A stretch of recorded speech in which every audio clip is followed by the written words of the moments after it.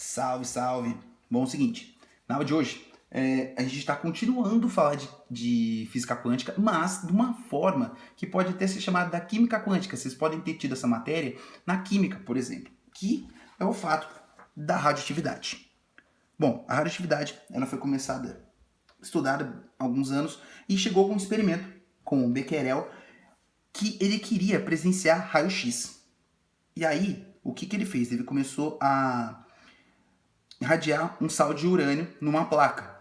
E aí ele deixou lá, ele queria ver os raios-x, mas dele começou a ver algumas manchas escuras.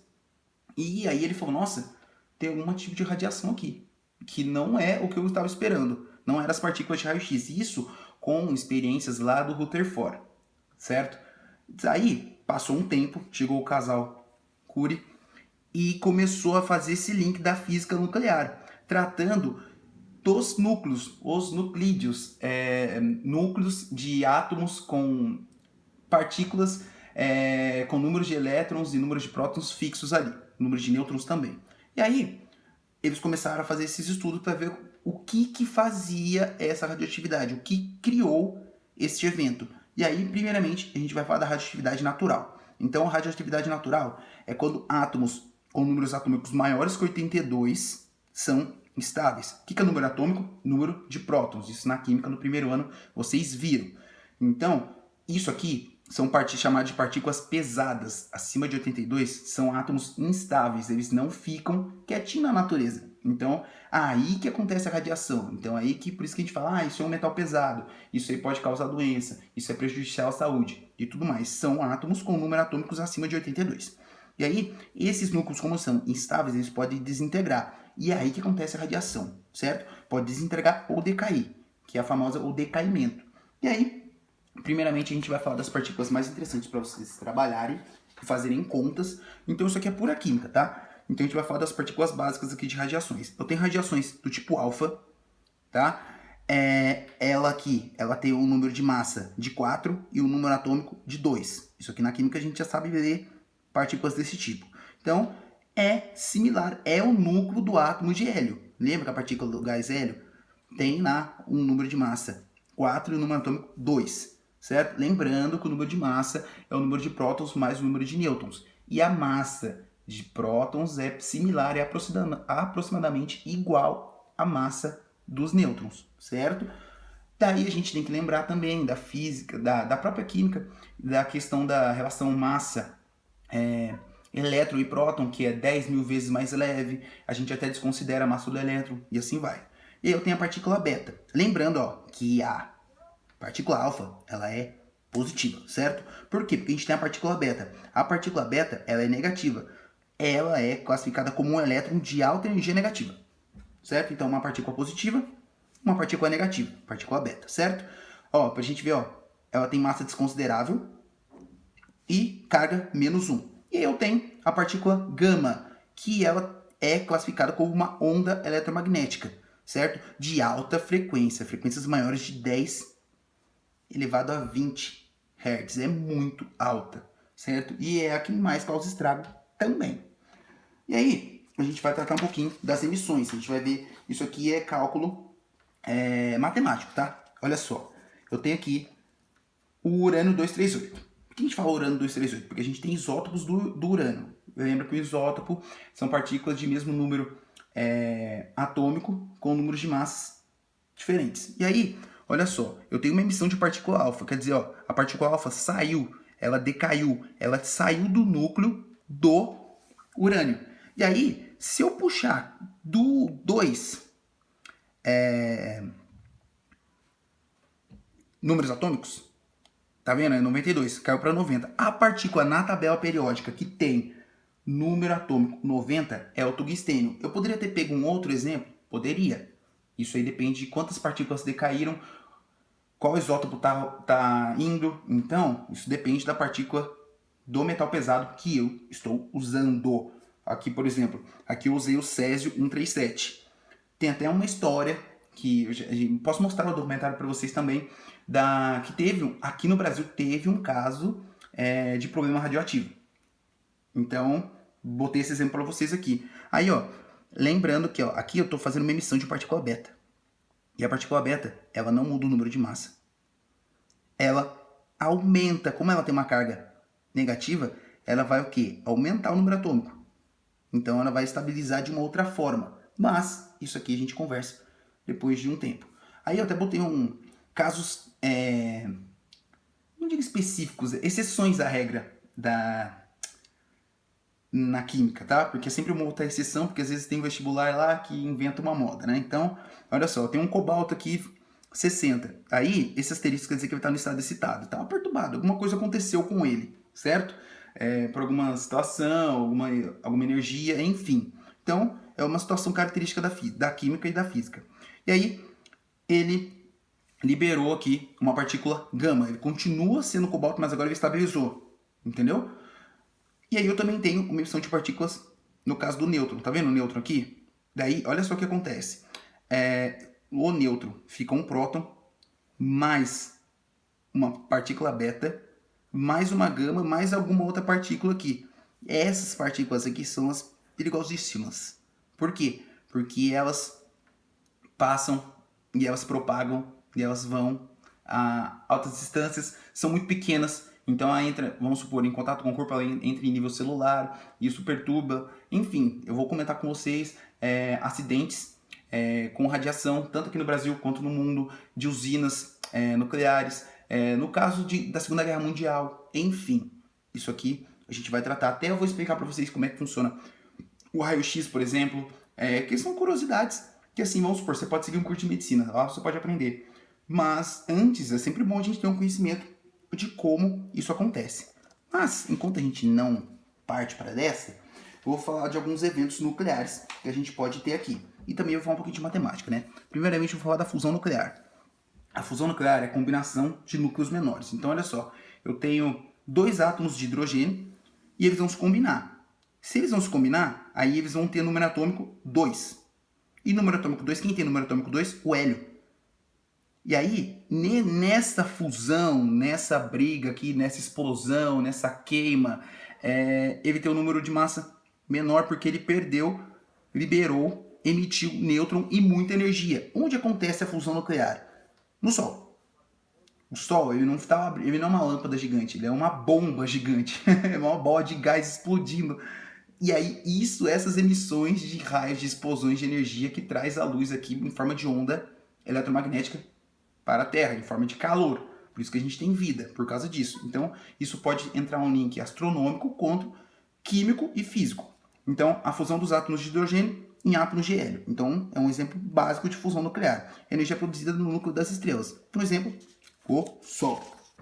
E aí, eu tenho a fissão nuclear, que daí é o que a gente vai ter um pouco mais de acesso aqui. O núcleo de um átomo pesado se divide em núcleos menores. É a radiação propriamente dita.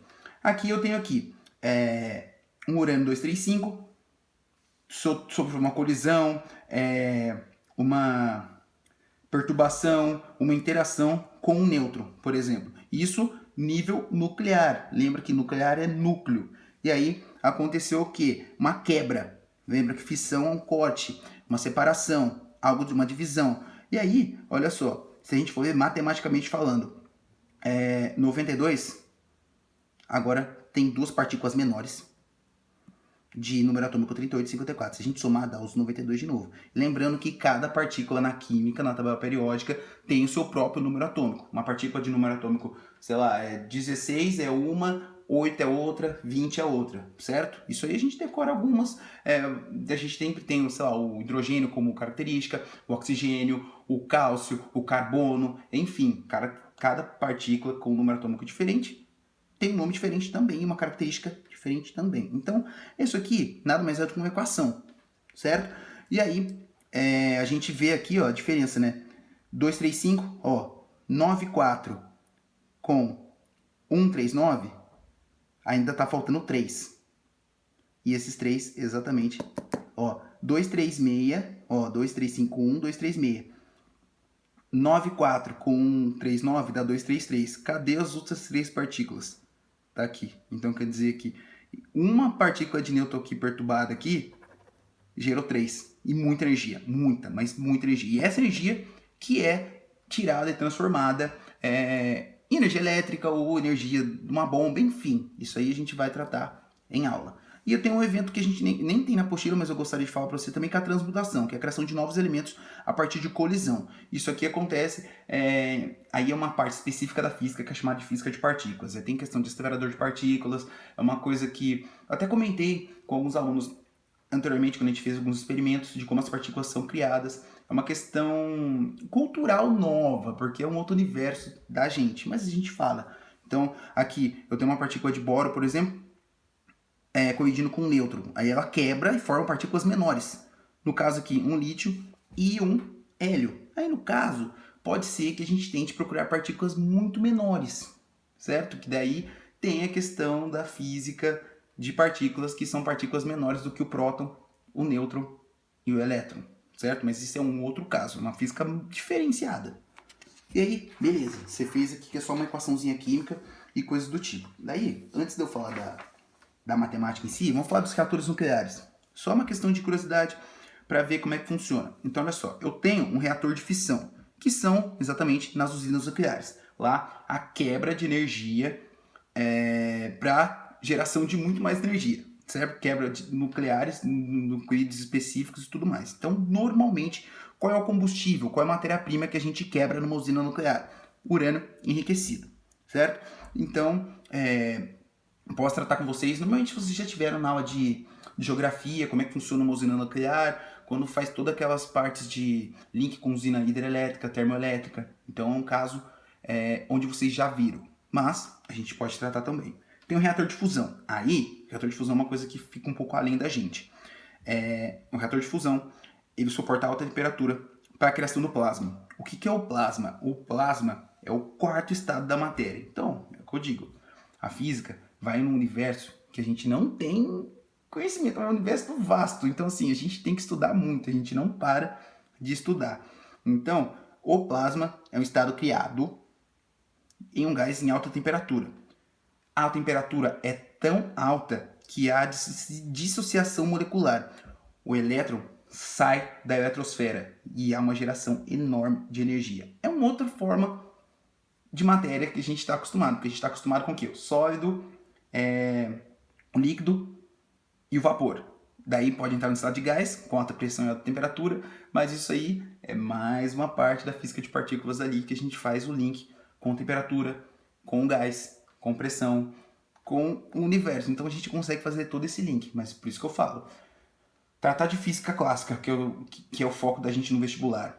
Tratar de física quântica e química quântica são estados fora da curva, porque é muito conhecimento, muito cálculo, muito estudo. Então assim, a gente comenta aqui o básico. Então assim, eu falo isso que eu tenho que comentar o básico porque a vontade de falar o além, mas assim, vocês não vão aprender isso, assim, não é necessário, vocês têm tanta matéria para vocês estudarem que comentar isso aqui vira uma curiosidade, entendeu? A gente foge do assunto, foge o quê? Da matemática e até dos exercícios, que, por exemplo, toda essa parte, toda essa conversa, toda essa resenha que a gente está vendo aqui, o foco é trabalhar com o tempo de minha vida. A gente falou de reação e radiações, por quê? Para tratar do tempo de minha vida. O que é o tempo de minha vida?